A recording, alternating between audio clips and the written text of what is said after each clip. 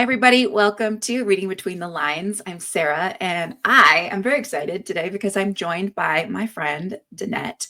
And Danette is one of those people, like, have you ever had a friend where, they're like incredibly successful and you want to brag about them all the time because you're just so proud that you know them? Danette is that person for me, which I will explain why in just a minute. But Danette, hello, how are you? Hi, thank you so much for having me, Sarah. Of course. So before I introduce and read Danette's bio, I just wanted to say that the theme of today is that we're going to talk about pitching for media visibility with the lens of if you're an author or if you are an aspiring author. These are some tips that are really going to help you to hopefully promote yourself, your book, and just gain a larger audience. And especially if maybe you're looking for a publishing company and you're not self-publishing, having a lot of media, having a lot of social media is absolutely going to help you. Just to show that publisher that you have an audience built already. So with that, Danette Kubanda is an Emmy award-winning national television producer turned media and publicity coach. Not one Emmy, just by the way. This is not I'm off script with her bio already. Not one Emmy. She's got two. And if you're watching this on the YouTubes, you can see both of them in her office. Anyway, Danette helps authors, experts, and entrepreneurs share their messages with the masses so that they can help the people who need them most. Her career spans more than 20 years in the TV business, where she produced for CNN, the Oprah Winfrey Show, HGTV, Fine Living Network, CBS, and of course, Fox 20th Television. So today, Danette serves as a publicity consultant and a media coach for the National Publicity Summit, the Maximum Publicity Program, and the Super Connector Media Mastermind. Her mission is to help experts become the media guests that she would have wanted to book on her shows. So anyway, fantastic, Danette. I'm so glad you're here. So tell me a little bit more about because you've worked with some of the biggest names in media, again, Oprah, CNN, HGTV. From a producer's perspective, what really makes someone stand out as a guest and worth booking?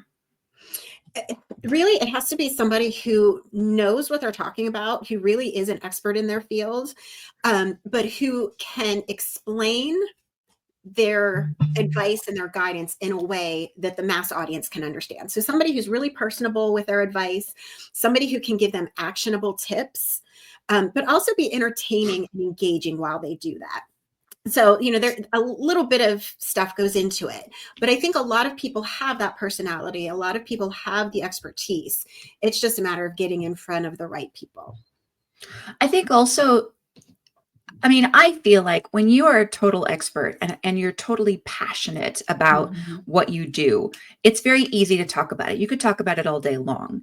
But as to your point, I think a lot of people can already do this and be animated about it.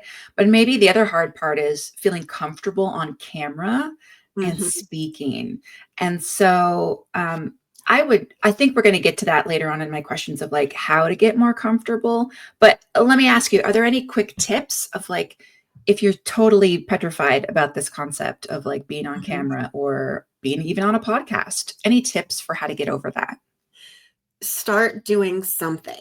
You don't necessarily have to jump right into trying to be a guest on the Today Show, but start talking in front of a camera. Make video calls to your friends instead of just audio calls. Just have your camera up. Even get one of those little tripods, have it on your desk beside you while you're doing your work calls. Just get used to having a camera pointed at you so that when you are in front of that camera for a media interview, for a podcast interview, for social media, it doesn't feel so foreign. I think just kind of getting used to that environment can be a big help to start with. And then start putting yourself out there, whether that is social media, whether it is on podcasts. But the more you let that fear sink in and tell you that you're not ready, you're not going to get ready. I think that's super helpful. I was just thinking back to you and I both know Chris Winfield, and Chris had a very unfortunate incident on, I don't remember if I'm talking about the sweating incident. Do you remember that one? I don't know that I was. Chris is an AI expert, but this was a long time ago, and he was on, I think it was Fox News, and I think he had just finished with the gym, but he was on the interview on TV. It was live, and he just started sweating buckets, and he was so uncomfortable, and he was just freaking out about how much he was sweating, and it was just an absolute disaster, but he played it off really well. My point in mentioning this is like, even when the worst things could possibly happen, like on live TV, it's not the end of the world, right? Mhm. You're going to get over it. Nothing's been ruined. I mean, you maybe flubbing up some words is probably what's the worst case scenario. And even then, you can simply acknowledge it and then move on. Like, don't dwell on it. Have you experienced? Yeah. I was going to say, a lot of times other people don't even notice. Like, you might have flubbed a word. True. And you would be, you're like, oh gosh, I just messed that up. But the people watching probably didn't even notice. And if they did, they forgot about it by the time you entered your next sentence. So we can build those issues up in our own minds way bigger than they are. So my advice is, that's okay. A mistake happens, move on. And if you don't make a big deal about it, no one else is going to notice. Agreed. So many authors or entrepreneurs as well, they kind of feel overwhelmed perhaps by the idea of pitching the media. So, but where would they start? Like, what's the first step to get started? Especially, of course, because a lot of authors, they're just like one person entities. They don't have a team. Right. Truthfully, I would say the first place to start is with a list of ideas. I find I work with a lot of authors in these different programs that I do. And the hardest part for them is to get out of the book mindset and into the media mindset. So switching that focus from the book, you poured so much time and effort into creating this baby. A lot of people look at it as their babies. And then when you're doing media interviews, the focus isn't on your book. The focus isn't on you as the author. The focus is on what you have to offer the audience. So making that mindset shift into being of service to the audience is, I think, the first big thing. And then start creating different story ideas, different angles that you can address with different audiences, because what you would pitch to a daytime talk show is going to be different than you pitch to maybe a business magazine. So just having some different angles and different pieces of your expertise that you can explore so that you can create some great pitches out of them. Let me give an example because, one caveat to pitching the media, especially for TV, is that we don't want to be overly self-promotional, which is also kind of the point with like why we want to be on and have media attention, is because we want to promote ourselves. So if you have a nonfiction book, for example, we want to find some teachable moments within that book. And then, as Danette said, like, find a story angle where you can pitch yourself and teaching something that of course will relate to the book, but it's more about like what you can do for the audience. I can't think of like a good example right now, but does that sounds about right, Danette? Right. Would you say? Exactly. Because your book is going to be promoted. It's part of your credentials. You're going to be announced as Sarah Reed, author of your book title. They're going to say that. It might be in your lower third. Again, when they identify who you are and what your expertise is. It could be your book title, could be your website. But your book is going to get mentioned. They'll probably have your book cover up when they're introducing you. So all of that comes across as an endorsement from the show, from the host. Whereas when you're talking about it and you're saying, in my book, in chapter I cover this, then it comes across as an advertisement. Then you're trying to sell books. When the host is talking about it, it's an endorsement saying this book is worthy of your attention. So you just want to be mindful of that shift. Let it come across from the host and the show itself. So like, if you're a cybersecurity expert and you have a book about cybersecurity for small business, then you don't want to promote the book, but rather you want to pitch the media outlet with an example of like, wow, with the recent cybersecurity, news where these big companies are being attacked, like, how do small businesses protect themselves? And then your pitch is basically like, I could teach your audience in 3 minutes, like 3 ways to keep their information safe, something like that. And then if you're a fictional author, something, I was just thinking about, I've been really wanting to read cozy fantasy novels lately because they are fluffy and don't take a lot of cerebral activity, and also they're relaxing. But I was thinking about even an author who writes cozy fantasy can approach the media to talk about their new book with the angle of something like, gosh, with, tariffs, or with the political world right now, or with, just the general state of the world right now, people are really becoming more drawn toward cozy mysteries or cozy whatever. And so that would be something that an author could talk about. We're not talking necessarily about the book, but we're talking about like the cultural impact the book has. Okay. So, how can aspiring authors start building media momentum even before their book is published? I think that is something that's really critical. Yeah. And truthfully, I like to say the best time to get publicity was yesterday. You don't have to wait for your book to come out. Start getting your name out there ahead of time so people know what to expect. And you can even drum up some excitement around your book launch, because you can be talking about, I'm currently writing this book, or, these are the things I want to help people overcome. If you can tell us some of the problems people are facing and here's how they can solve those problems, let us know that stuff ahead of time so that when your book does come out, people are already ready for it. They already know who you are. So they already, have that buy-in. They know, like, and trust you already. So they're already going to want to buy your book.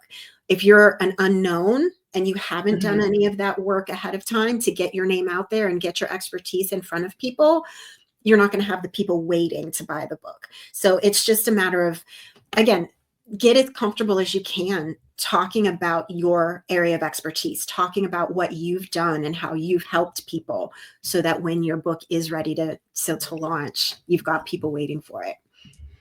I like that as well with like social media, where you can take people behind the curtain and let people know that like the book is coming, the book is going to be out in 6 months, maybe invite your audience you already have to support you, or join a free, Facebook group, so that they can also make a game out of helping promote that. And maybe, somebody's going to win a couple free copies that are signed by you for helping you promote your book. So that's another fun tip.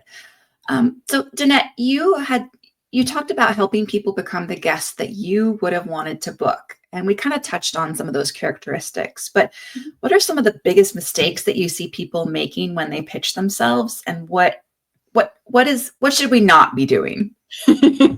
Honestly, the biggest one is making it all about you.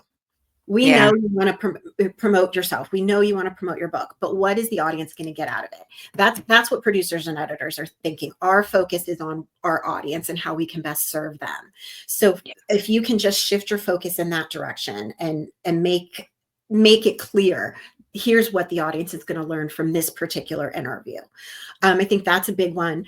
And rambling.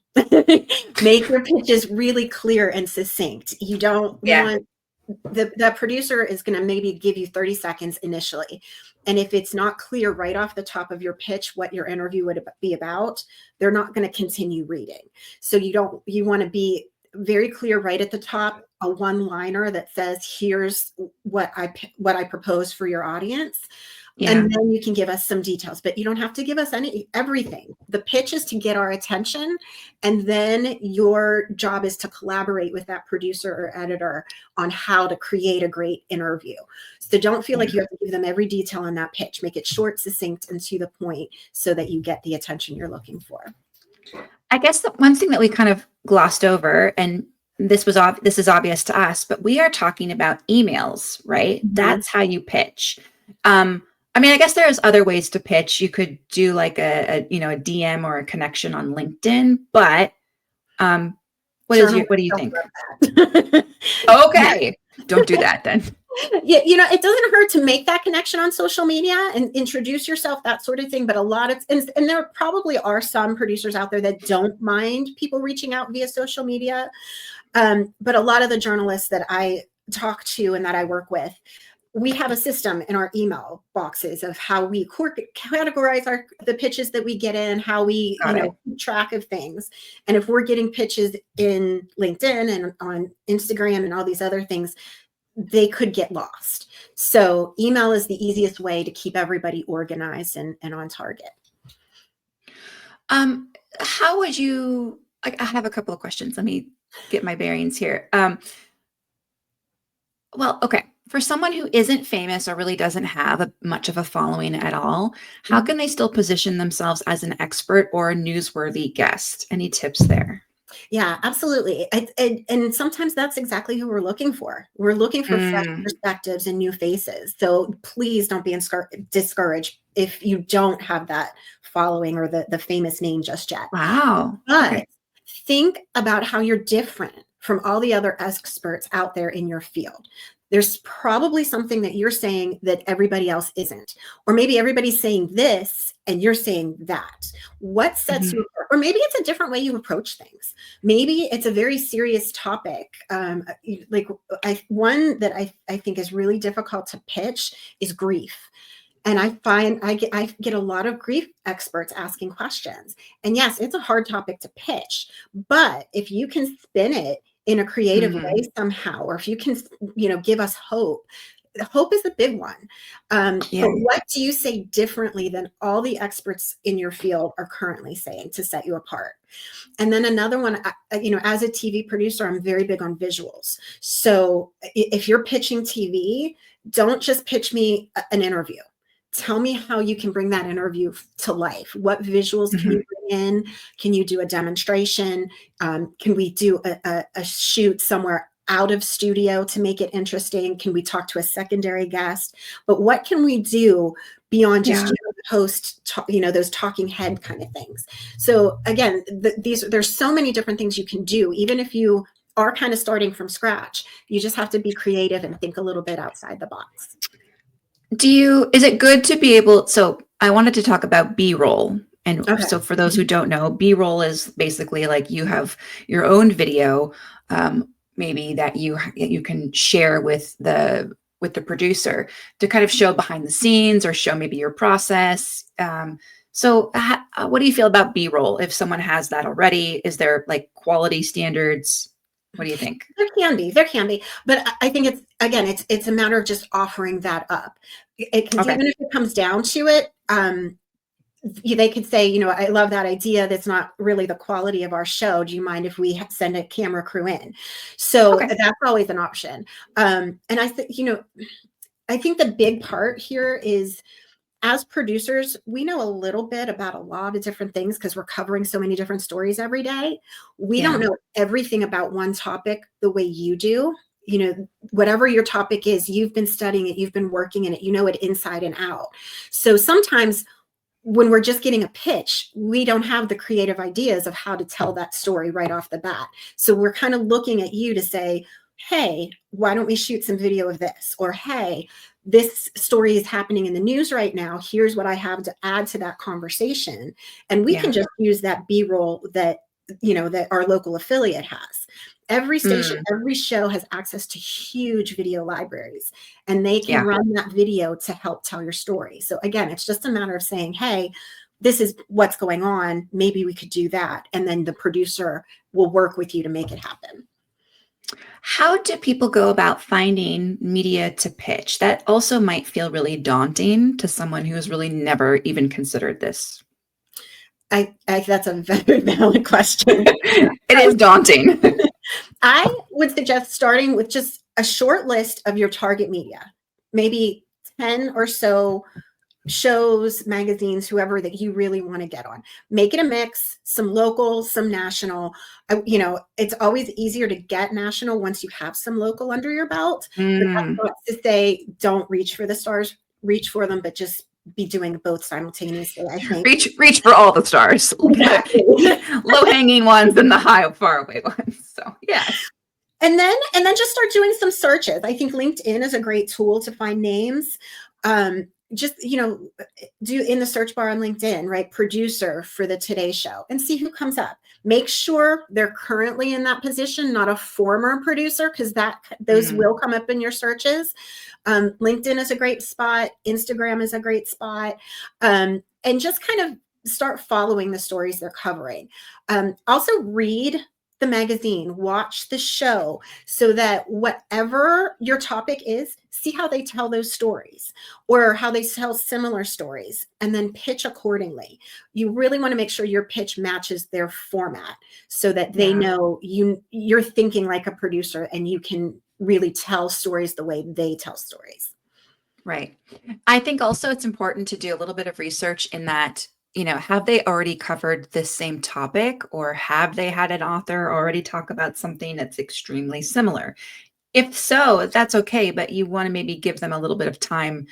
So if they just had somebody last week, don't go pitch them. But if it was maybe 6 months ago, go for it. But give it a twist, like Danette said. Like, what is special and authentic and different about your approach to it or this topic? So, I love that tip about LinkedIn. I think people don't always realize that, like, you don't need to just be searching by someone's name. You don't have to have anyone's name. You can just, as Danette said, type in the, producer and then like Good Morning America, Today Show, or, lower hanging stars, like your local TV station. So, what we kind of talked about, like the subject line or the hook of the pitch, but can you give us an example of how someone might tie their book or their their expertise into maybe something that's either a seasonal trend or maybe it's something timely that's happened?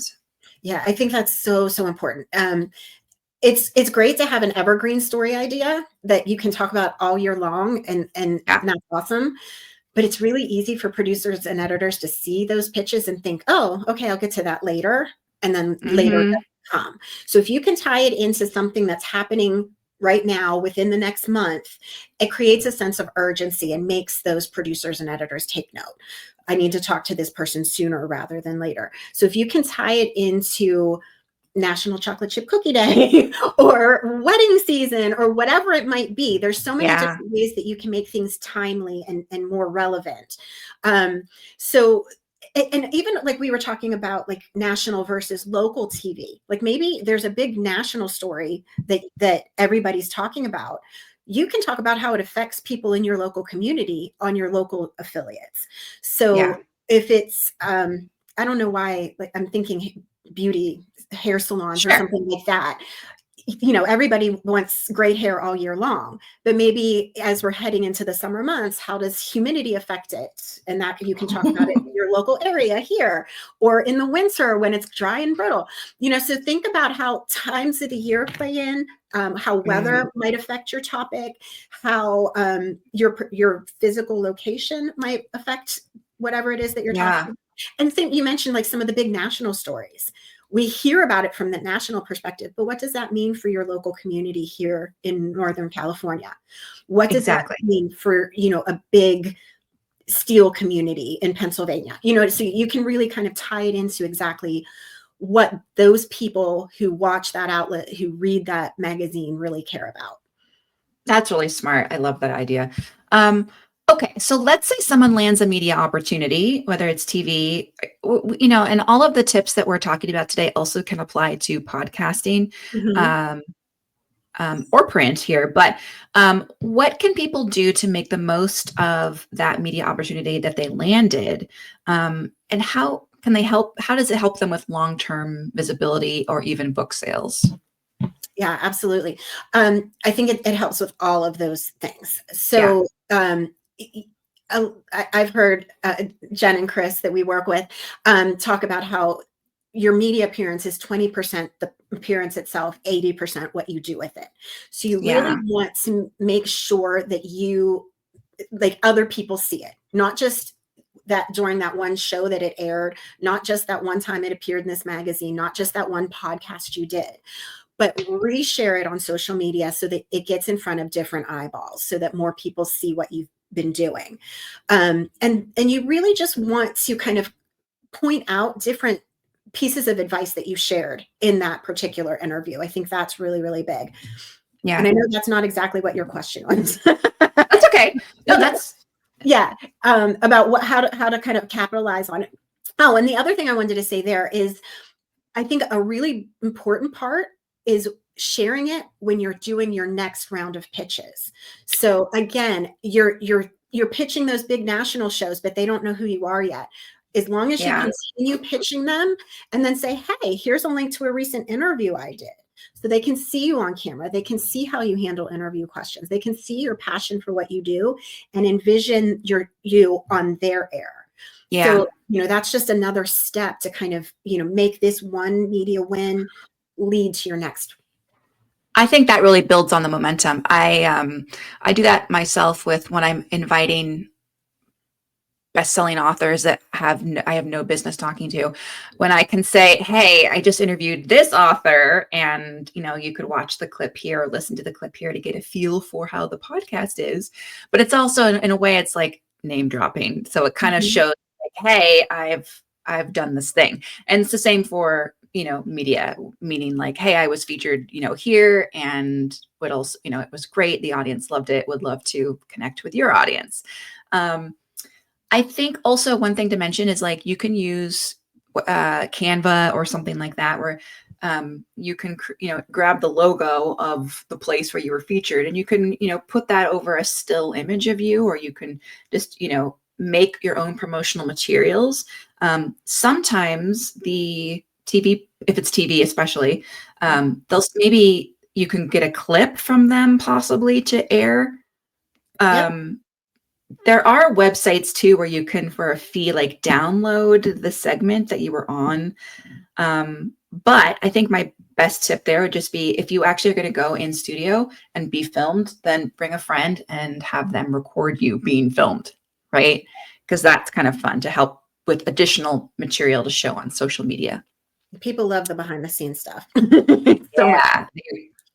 Okay. For those pitching themselves for the very first time, what is your advice about staying confident and also authentic when it can feel so intimidating? Or maybe you get a little bit of imposter syndrome too. So how do you kind of keep your head while you are either in the interview or leading up to the interview? I think it's so important to prepare. A lot of times people feel like, I'm just going to go in and do this interview. The host knows what she's doing. She's going to lead it, and I'm just going to answer whatever she wants to ask me. Yeah. And yes, it's her job to lead the interview, but she may not ask the questions you want to answer. So when you go into that interview, have at least, and I always think like a TV producer. So I'm thinking for a 5-minute interview, have at least 3 or 4 key messages you want to hit.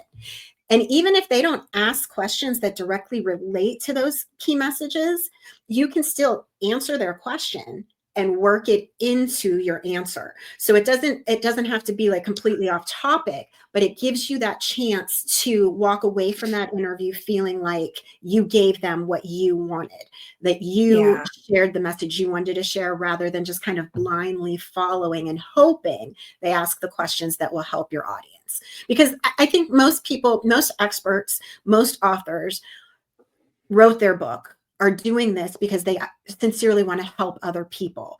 So it's really hard to walk somebody out of an interview when they're beating themselves up and saying, oh, I forgot to talk about this, or I didn't get to mention that. Yeah. Preparing ahead of time keeps you on track so that you can walk away from that interview feeling really, really good about it. I think another aspect of this as well is controlling the narrative as best you can. And you kind of hinted at this. And so what's coming to mind for me is like a media kit. Can you kind of explain what that is and how could we put one together? The idea is making the job for the producers, editors, and journalists as easy as you can. So a media kit keeps everything that they would need to know about you in one spot. Some really great things to include in there are some headshots, some full body shots, so we know what you look like and we know how you present yourself. Maybe a list of proposed questions. Some things I love that. Yeah.